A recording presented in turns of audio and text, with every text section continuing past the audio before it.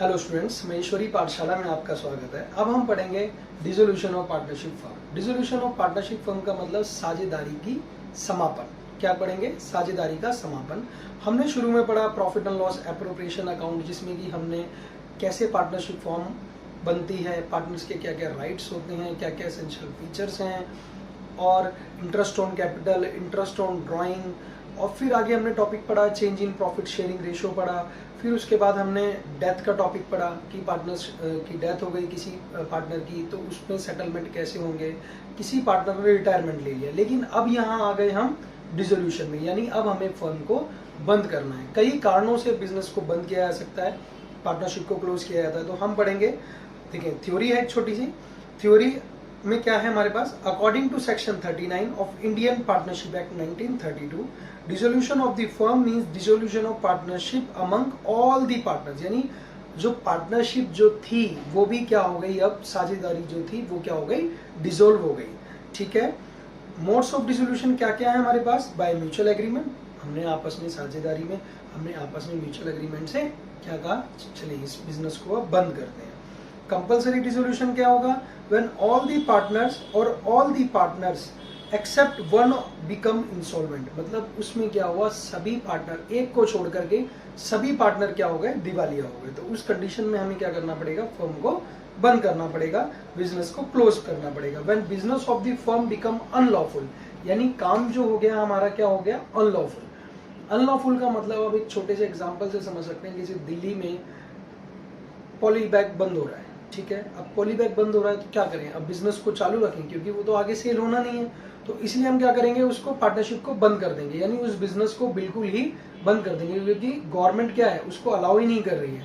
यानी वो बिजनेस क्या हो गया, अनलॉफुल हो गया। अगर हम करते हैं तो हमें फाइन, चार्जेस, बहुत सारी चीजें हो सकती हैं। तो इसलिए फर्म को, हमें पार्टनरशिप को बंद करना पड़ेगा। In case of partnership is at will, ठीक है। On happening of an event, कोई इवेंट हुआ हो, on expiry of the firm, जैसे कि मान लीजिए हमने माना कि हम इस पार्टनरशिप को 10 साल चलाएंगे और समय हमारा पूरा हो गया हो, तो क्या करेंगे, अब इसे बंद करना पड़ेगा। ऑन कंप्लीशन ऑफ वेंचर, कोई वेंचर था, मान लीजिए कोई वेंचर था, हमें 5 साल के लिए ये काम पूरा होगा और उस काम को हमने 5 साल में पूरा कर लिया, अब हमारे पास कुछ बचा नहीं है, तो क्या होगा, उसको भी बंद करना पड़ेगा। ऑन डेथ ऑफ पार्टनर, किसी पार्टनर की मृत्यु हो जाने पर। On adjudication of partners as insolvent, ये न्यायिक निर्णय हो जाए कि पार्टनर्स क्या हो गए, इंसॉल्वेंट हो गए, ठीक है। एसेंशियल नेसेसरी अकाउंट्स देखें, इंपॉर्टेंट है हमारे पास। देखें, एक तो है हमारे पास रियलाइजेशन अकाउंट, ठीक है, इसे कहते हैं हिंदी में वसूली खाता। क्या कहते हैं, वसूली खाता।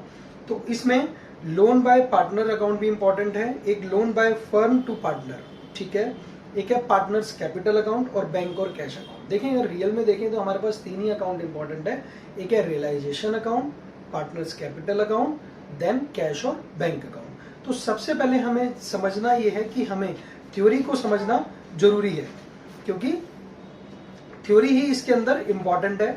थ्योरी हमने समझ ली, फिर हम इसके बाद क्या करेंगे, अब हम आएंगे जर्नल एंट्रीज पर। देखें, सबसे पहले देखें हमारे पास एसेट साइड में, आप सिर्फ मेरी बात को बहुत ध्यान से समझिए, और जो मैं एंट्री अगर मैं लिखवा रहा हूं आपको, उन एंट्रीज को सेम टाइम में लिखते जाइए कॉपी में, आपको दोबारा समझने की जरूरत ही नहीं पड़ेगी उनको, ठीक है।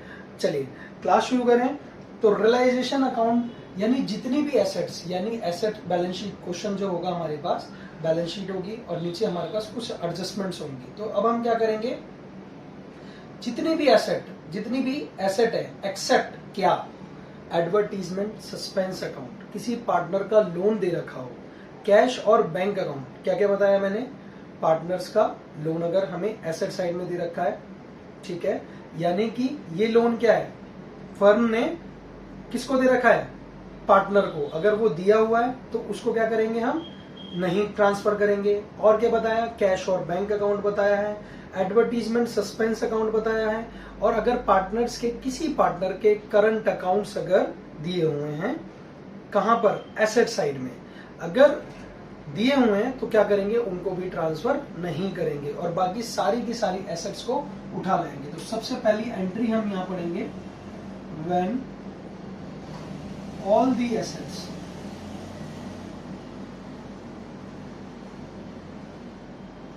Transfer to realisation. देखें, रियलाइजेशन अकाउंट बनाने का हमारा मोटो क्या है? हमें सिर्फ ये पता लगाना है कि जब हमने फर्म को क्लोज किया उस समय पर हमें लाभ हुआ या हानि हुई। तो जितनी भी एसेट्स हैं सबको क्या मान लेंगे? रियलाइजेशन। तो सबसे पहली एंट्री क्या आ रही है हमारे पास? Realisation account debit to sundry assets. ठीक है, यहां मैं नोट में लिख देता हूं एक्सेप्ट। क्या क्या आएगा? देखें, पार्टनर्स करंट अकाउंट। ठीक है, अगर वो डेबिट ही होंगे, ऑब्वियस है, अगर वो एसेट साइड में दे रखे हैं, और पार्टनर लोन। ठीक है जी, और क्या बताया था मैंने? Advertisement suspense account.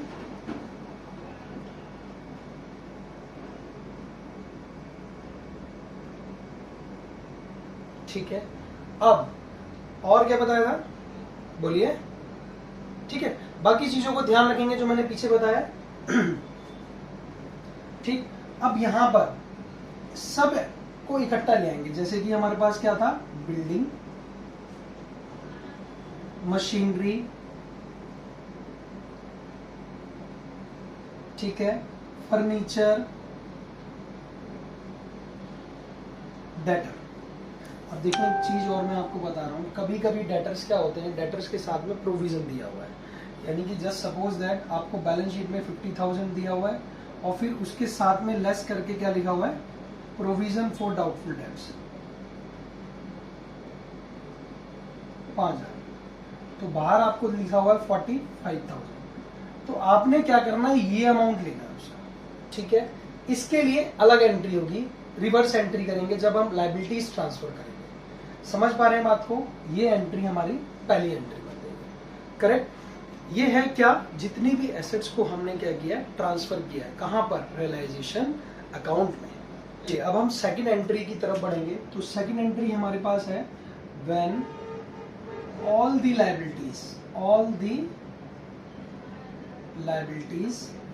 transferred to realization account। Correct. अब रियलाइजेशन अकाउंट में हमने सारी की सारी लायबिलिटीज ले जाएंगे। ठीक है जी, आपको ये पता है, ये माने कि सारी की सारी चीजें अब हमारी क्या हो गई? रियलाइजेशन अकाउंट में जा रही है। तो अब क्या करेंगे? देखें, अभी हमने एंट्री जब एसेट को ट्रांसफर किया था तो एंट्री की थी realisation account debit to sundry assets. अब क्या आएगी एंट्री?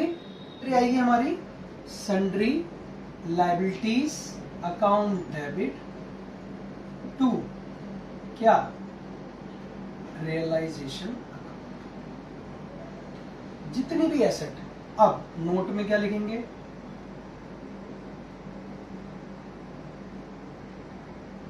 एक्सेप्ट क्या क्या? पार्टनर की लोन। अगर किसी पार्टनर का लोन दे रखा है, यानी किसी पार्टनर ने फर्म को दिया हुआ है। देखें, ऐसे देखें, चीजों को समझना इंपॉर्टेंट है कि क्या चीज है। अगर एसेट साइड में दिया हुआ है तो यानी कि फर्म से उसने लिया हुआ है, और लायबिलिटी साइड में दिया हुआ है पार्टनर का लोन, तो वो क्या है हमारे लिए? यानी कि ये फर्म को उसने दिया हुआ, यानी फर्म की लायबिलिटी है, उसको नहीं लिखेंगे। और क्या नहीं लिखेंगे? और पार्टनर्स कैपिटल अकाउंट छोड़ देंगे। अगर करंट अकाउंट है तो करंट अकाउंट। क्लियर? फिर अब हम यहां पर दोबारा से यहां पे देखिए, यहां लिख देंगे सन्ड्री क्रेडिटर्स। करेक्ट। फिर बिल्स पेएबल अगर इफ अवेलेबल है हमारे पास। ठीक है, और भी अगर देखें किसी पार्टनर की वाइफ का लोन है, इंपॉर्टेंट है, कई बार क्वेश्चन में आ जाता है। मान लीजिए मिसिस एज लोन, करो बे ट्रांसफर। देखिए यहां पर क्या है? आउटसाइडर लायबिलिटीज, यानी जितनी भी बाहर की लायबिलिटीज हैं उनको हमने ट्रांसफर करना है। देखिए पार्टनर का लोन को ट्रांसफर नहीं किया, ठीक है, क्योंकि वो पार्टनर है, बिजनेस के पार्टनर हैं, तो वो एक्सटर्नल नहीं है, तो एक्सटर्नल लायबिलिटीज को हमने यहाँ पर पहले ट्रांसफर करना है। तो बाकी फिर इनका सेटलमेंट कर लेंगे, वो जो बताएगा आगे हमें। करेक्ट, ये हो गया हमारे स्टूडेंट। अब हम करेंगे सेटलमेंट ऑफ एसेट्स, यानी एसेट्स का सेटलमेंट कैसे। यानी देखिए, पहले हम पैसा इकट्ठा करेंगे, ठीक है, फिर हम उनकी पेमेंट्स करेंगे, जैसे लायबिलिटीज की पेमेंट करेंगे। सबसे पहले सिक्योर्ड, फिर अनसिक्योर्ड देखेंगे, फिर पार्टनर्स के लोन, और फिर जब बचेगा तो पार्टनर्स अपने घर ले जाएंगे। तो सबसे पहले हम क्या करेंगे, सेटलमेंट ऑफ एसेट्स। चलिए, सेटलमेंट ऑफ एसेट में व्हेन दी, देखिए पहली एंट्री में लिख रहा हूं, when the assets sold in open market. लीजिए, कहां बेचिए, ओपन मार्केट में। देखिए, मैं आपको पहले एंट्री को समझाऊंगा, फिर आगे बढ़ेंगे, ठीक है।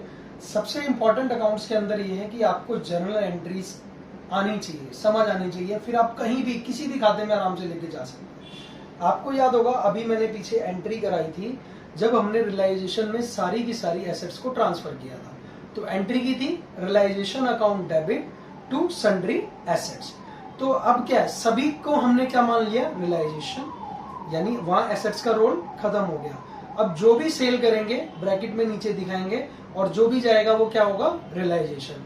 तो सबसे पहले हमने क्या किया, ओपन मार्केट में बेच दिया जी। ओपन मार्केट में बेचेंगे तो एंट्री बैंक और कैश अकाउंट डेबिट टू क्या, टू क्या, टू रियलाइजेशन अकाउंट।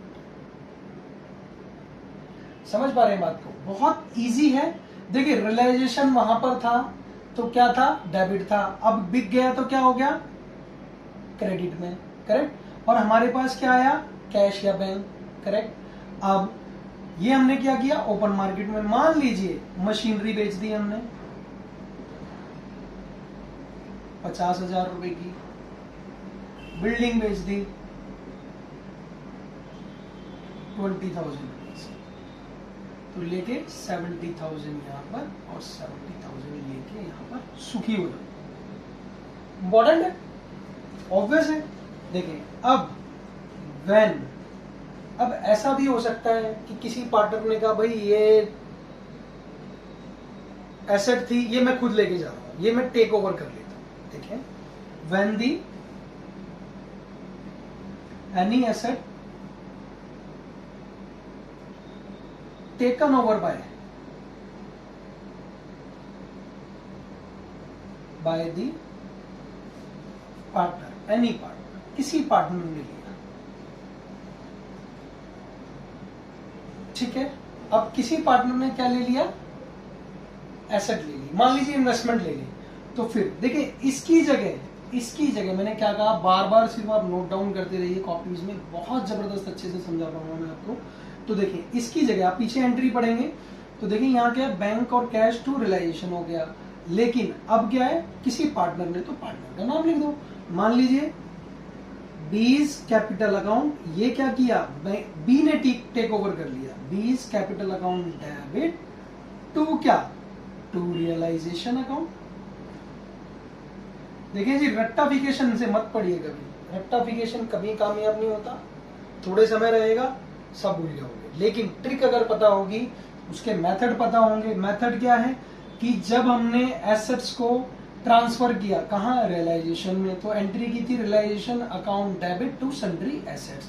अब रियलाइजेशन, अब हमने बेच रहे हैं एसेट्स को, तो क्या हो गया, bank account debit to realisation account, obvious. अब नेक्स्ट क्या है, किसी पार्टनर ने एसेट ले ली, किसी पार्टनर ने एसेट को टेक ओवर कर लिया। अब जब एसेट को टेक ओवर कर लिया तो उसकी जगह उसका नाम, क्योंकि देखो अब वो एक और चीज, ट्रिक क्या है, आपको पता होगा, जब हमारी कैपिटल बढ़ती है तो क्या करेंगे, क्रेडिट, और घटती है तो डेबिट। अब ऑब्वियस है, ये पेमेंट तो देगा नहीं, ये पेमेंट तो देगा नहीं, तो इसका अकाउंट क्या कर दो, डेबिट कर दो उसी अमाउंट से। मान लीजिए इसने क्या ले ली, इन्वेस्टमेंट, मान लीजिए 9,000 की इन्वेस्टमेंट थी, वो साहब लेके चले गए, कोई बात नहीं, ले लो भाई, हमने कहीं देनी है, सेल तो करना है, हमें तो अमाउंट ही तो इकट्ठा करना है। अब इससे इसकी क्या होगी, जो पार्टनर की जो लायबिलिटी होगी हमारी, फर्म की वो क्या हो जाएगी, कम हो जाएगी अपने आप ऑटोमेटिकली। चलिए फिर नेक्स्ट एंट्री पढ़ेंगे, बहुत इंटरेस्टिंग एंट्री है, आपने बतानी होगी मुझे। Third entry, when the any asset taken over by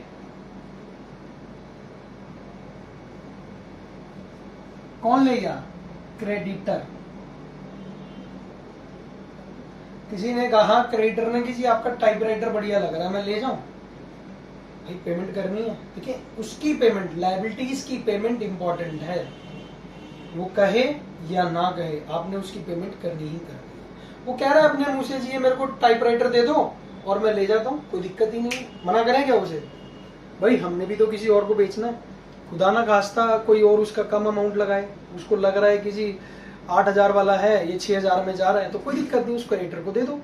अब उस क्रेडिटर को दे दो तो एंट्री क्या बनेगी, अब जो हमारे पास एंट्री है, when the any asset taken over by creditor, किसी क्रेडिटर ने कहा कि हम एसेट को ले जा रहे हैं, तो एंट्री देखो मैं बना के दिखाऊंगा उसकी, तो एंट्री होगी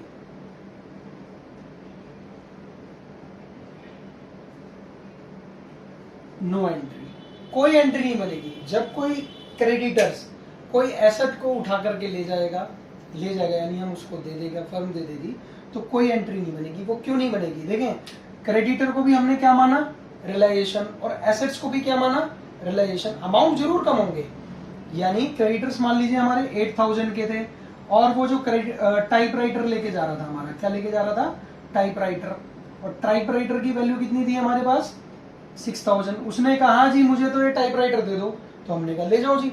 और लेकिन अब यहां से, क्योंकि क्या मुझे पूरी सेटलमेंट में आप मुझे उसकी जगह, मेरे पैसे की जगह मुझे टाइपराइटर दे दो, हमने कहा जी ले जाओ, तो ये भी अमाउंट कैंसिल हो जाएगा और ये भी अमाउंट कहीं नहीं आएंगे, क्योंकि दोनों को हमने क्या मान लिया था, रिलाइजेशन। तो क्या लिखेंगे, नो एंट्री, क्या एंट्री आएगी, नो एंट्री। ठीक है, अब हम पढ़ेंगे settlement of liabilities. Settlement of liabilities का मीनिंग, अब हमने क्या करना है, लायबिलिटीज को सेटल करना है। देखें यहां हमने पैसा इकट्ठा किया, एसेट्स को बेचा, अब हम ऐसे ही जो लायबिलिटीज की जो हमारी पेमेंट्स हैं उनको करेंगे। तो चलिए, व्हेन दी, देखिए when the liabilities paid by the firm, paid by the firm, firm ने लायबिलिटीज की पेमेंट की। अब देखें सबसे पहले देखो दिमाग ये लगाना है कि पैसा आएगा या जाएगा, बताओ पैसा आएगा या जाएगा। अब पैसा हमारे पास से क्या होगा, जाएगा। यहाँ क्या हुआ था, आया था अकाउंट्स में, आप सिर्फ अप्लाई करके देखो, फॉर्मूला अप्लाई करके देखो कि पैसा हमारे पास से पेमेंट आएगी या जाएगी। अब पेमेंट हमारे पास से जाएगी, तो जाएगी तो क्या करेंगे, तो ऑब्वियस है टू क्या आ जाएगा, टू तो कैश बैंक आएगा ही आएगा सर, इसको तो कोई कहीं नहीं कर सकता। अब क्या, realisation account, realisation account debit to cash और बैंक, सिंपल फॉर्मूला। मान लीजिए पेमेंट हमने क्या किया, क्रेडिटर्स की पेमेंट कर दी, बिल्स पेबल की पेमेंट कर दी, सब आपके सामने। व्हेन, अगला, when any asset, sorry any liabilities, asset तो पढ़ चुके हैं, any liabilities paid by the partner, किसी पार्टनर ने कहा इसका भुगतान करने के लिए मैं तैयार हूं, तो भाई कर दो। चलिए, तो उसके अंदर भी सिर्फ अब क्या आ जाएगा, बताइए, बोलो क्या आ जाएगा, रियलाइजेशन वहीं का वहीं खड़ा रहेगा, तो रियलाइजेशन अकाउंट डेबिट टू कौन, बीस कैपिटल अकाउंट। मान लीजिए बी ने कहा मैं अपनी श्रीमती का, श्रीमतियों का पहले भुगतान करो, और पार्टनर ही कह रहा जी मैं कर दूंगा अपनी बीवी का भुगतान, टेंशन मत लो, तो यहां लिखेंगे 20 मिसेस बीज लोन, क्या लिखेंगे, मिसेस बीज लोन। लो जी, वो पेमेंट कर देगा।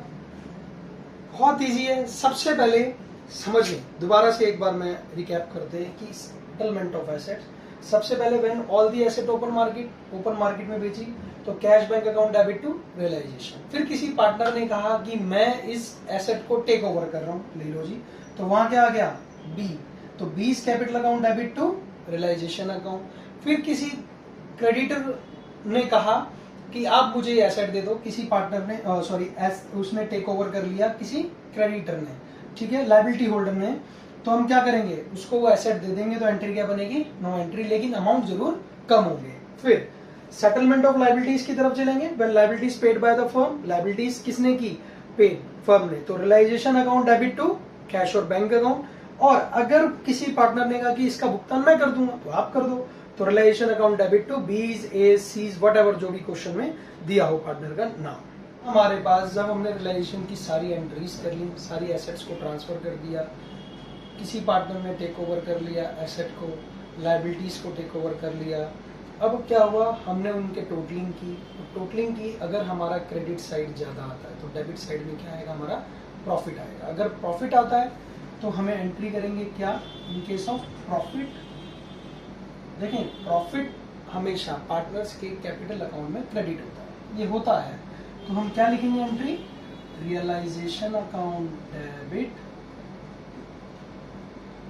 To A's capital account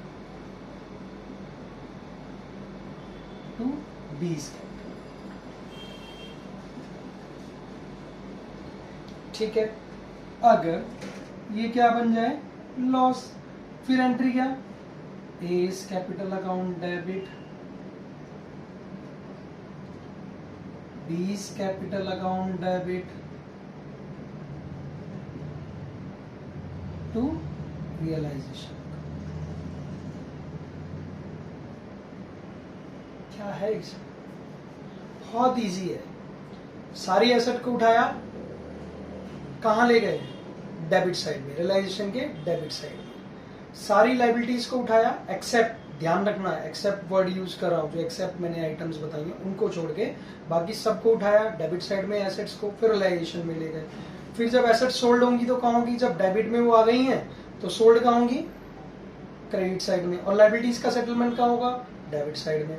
total कर दो, क्रेडिट साइड अगर ज्यादा आ रहा है तो डेबिट में प्रॉफिट आ जाएगा इधर साइड, और अगर डेबिट साइड का टोटलिंग ज्यादा है तो उधर लॉस आ जाएगा, सिंपल।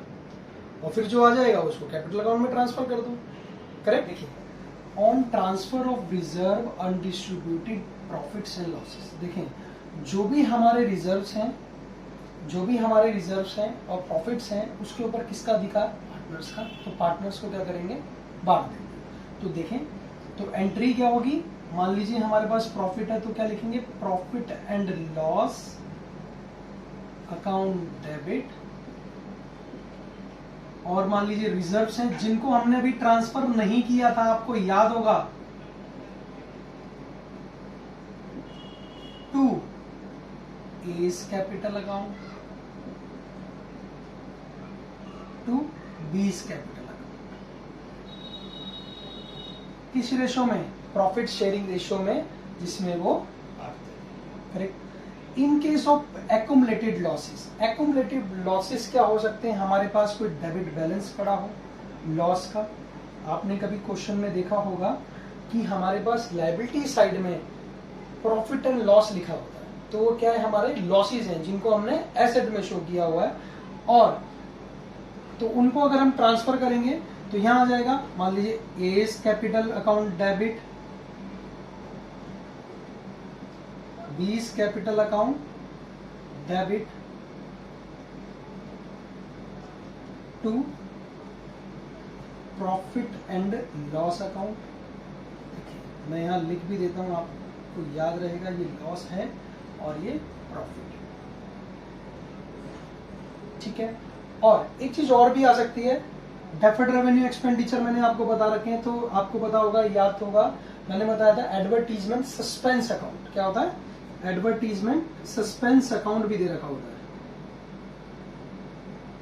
तो उसको भी ध्यान दें। देखिए समझने का मौका सिर्फ एक ही है, पार्टनर्स को कुछ मिला तो क्रेडिट में चला गया, और पार्टनर्स से कुछ गया तो डेबिट, क्योंकि उनके लॉसेस है ना। कैपिटल्स क्या हो गई, रूल क्या कहता है कि कैपिटल जब भी बढ़ेंगी तो क्रेडिट कर दो और घटेंगी तो डेबिट कर दो। वही तो फॉर्मूला अप्लाई हो रहा है कि पार्टनर्स को प्रॉफिट मिला क्रेडिट, लॉस हुआ तो क्या किया, डेबिट। चलिए अब हम पढ़ेंगे सेटलमेंट ऑफ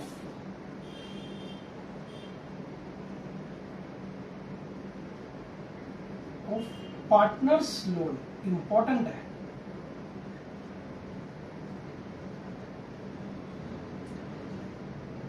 ठीक है, पार्टनर्स के लोन का सेटलमेंट करना है। ठीक है, अगर लोन बाय क्या है, पार्टनर, अगर पार्टनर ने लोन दिया हुआ है,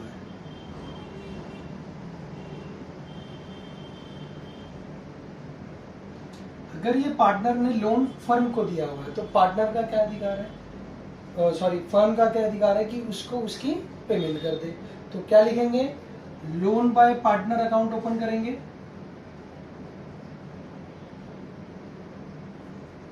अकाउंट डेबिट टू क्या, ले जाओ जी पैसे, कैश बैंक अकाउंट। बात समझ पा रहे हैं? ठीक है, और लोन बाय पार्टनर हो गया, loan given by the firm,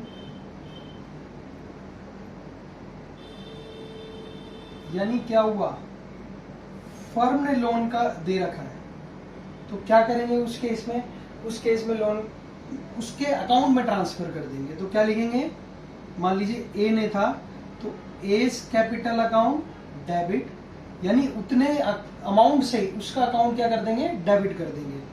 to क्या लिखेंगे, टू लोन बाय पार्टनर, यानी एज लोन ऐसे करके लिख देंगे। मैं लिख देता हूं लोन बाय पार्टनर, करेक्ट। आप उसके अकाउंट में ट्रांसफर कर दो सीधा। समझ पा रहे हैं? बहुत इजी एंट्री है, सिंपल सी बात। दोबारा समझेंगे कि पार्टनर ने लोन दिया हुआ है, लोन बाय पार्टनर, यानी फर्म को लोन दे रखा है। तो फर्म को लोन दे रखा है तो भाई जब उसने सिक्योर्ड लायबिलिटीज दे दी, अनसिक्योर्ड लायबिलिटीज दे दी, फिर जो बचा तो क्या होगा, पार्टनर को दिया जाएगा। फिर सेटलमेंट में क्या है, अब उसने फर्म को क्या दे दिया, फर्म ने पार्टनर को उसकी पेमेंट कर दी। लेकिन यहाँ क्या, loan given by the firm, यानी क्या है, फर्म ने लोन दे रखा है तो भाई क्या करें, उसको तो बाद में देने, तो हम क्या करेंगे, उससे ले लो। क्या करेंगे, उससे ले लो, उसका कैपिटल अकाउंट डेबिट करके, करेक्ट। हमने सब कुछ किया, एसेट्स को ट्रांसफर किया, लायबिलिटीज को ट्रांसफर किया, किसी पार्टनर ने एसेट को ले लिया, किसी पार्टनर ने लायबिलिटीज को ले लिया, फिर हमने प्रॉफिट जो आए रियलाइजेशन के उसको हमने ट्रांसफर किया पार्टनर्स कैपिटल अकाउंट में। ठीक है, जो बैंक की एंट्रीज थी बैंक में चली गई। अब क्या हुआ, हमें अब अकाउंट्स क्लोज करना है, यानी अकाउंट्स को बंद करना है हमेशा के लिए।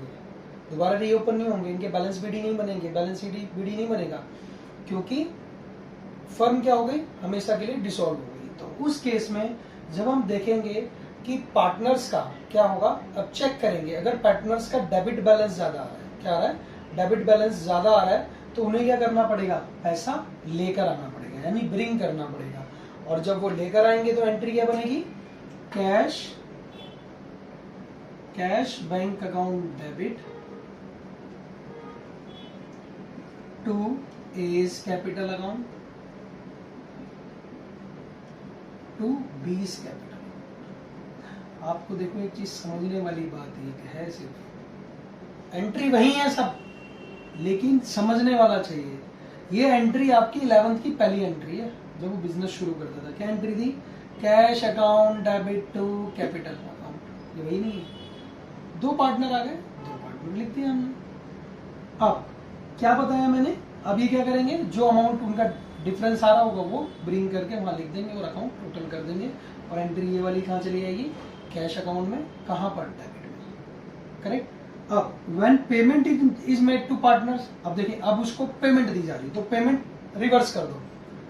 क्या कर दें, रिवर्स एंट्री कर देंगे, तो क्या आएगा, A's capital account debit, B's capital account debit to क्या, कैश और बैंक अकाउंट। क्या लिखेंगे? कैश और देखें जी, हनुमान जी नहीं हो जो सीना चीर के दिया। एक एक चीज, एक एक एंट्री को बड़ी बारीकी से पढ़ाया। अब सबसे पहली चीज समझने की है कि आप उस चीज को किस तरीके से ले रहे हैं। बच्चे क्या करते हैं कि सीधा सीधा जी हमें तो सीधा अकाउंट्स पे ले जाओ, कोई जरूरत नहीं है। रट्टाफिकेशन कभी नहीं चलेगा जी, कामयाब कभी नहीं होगा, ध्यान रखिएगा जिंदगी में। आप सिर्फ एक प्रोसेस जो है, प्रोसेस क्या है, पहले जर्नल एंट्रीज बनाओ, 2-3 क्वेश्चन, ज्यादा नहीं। मैं कह रहा कि पूरे जितने भी क्वेश्चन है बुक के अंदर 40 क्वेश्चन हो तो 40 क्वेश्चन की पहले आप जर्नल एंट्रीज बनाएंगे, फिर उनको लेजर करेंगे। नहीं, आप सिर्फ 2 से 3 क्वेश्चन की जर्नल एंट्रीज बनाएंगे। मैं गारंटी देता हूं कि आपके अगर क्वेश्चन का अगर बैलेंस ना मिले, यानी अकाउंट्स का टोटल ना हो जाए, लिखित में देता हूं, लेकिन आपको एक प्रोसेस से चलना पड़ेगा। बच्चे कहते हैं जी सर हमें तो सिर्फ सीधा रियलाइजेशन अकाउंट बता दो, और रियलाइजेशन अकाउंट के बाद तो कौन सा डेबिट में कौन सा क्रेडिट में, वो तो हम करते रहेंगे। अरे क्या फायदा है? जब तक कोई एजुकेशन का फायदा नहीं है, जब तक आप किसी को वो समझा नहीं सकते। आपसे और कोई पूछ ले जी जर्नल एंट्रीज बताओ, आप बता पाएंगे? नहीं बना पाएंगे, आपको मुश्किल हो जाएगी बनाने में। लेकिन अगर आपने बिल्कुल बेस से पढ़ा है, जर्नल एंट्रीज सारी की सारी एक टेक्निकल तरीके से लेकर आए हैं, तो क्या दिक्कत है? और ये तरीका सबसे बेस्ट है। क्यों? क्योंकि आपने सब जर्नल एंट्रीज देखो। अब हमारे पास स्टफ है कि इसको ट्रांसफर करना है कहां पर? कैपिटल अकाउंट में। और ये हमें दिख रहा है, ऑब्वियस दिख रहा है, ये कहां पर है? क्रेडिट में। तो इसके क्रेडिट में ले जाओ बाय कैश और बैंक। ये यहां दिख रहा है कहां? डेबिट में। कहां जाएगा? डेबिट में। तो क्या ले जाएंगे? To cash. तो क्या दिक्कत है? थोड़ा समय लगा के पढ़िए। परिश्रम कभी खाली नहीं जाता, ध्यान रखिए। अगर हम परिश्रम से पढ़ेंगे, मेहनत से पढ़ेंगे और ध्यान से पढ़ेंगे, आपका क्वेश्चन कभी गलत नहीं होगा। माना कि 1-2 एडजस्टमेंट होती है, टेक्निकल होती है, उनका ध्यान रखें, बाकी कुछ नहीं है, बहुत आराम से करेंगे। चलिए, थैंक यू सो मच।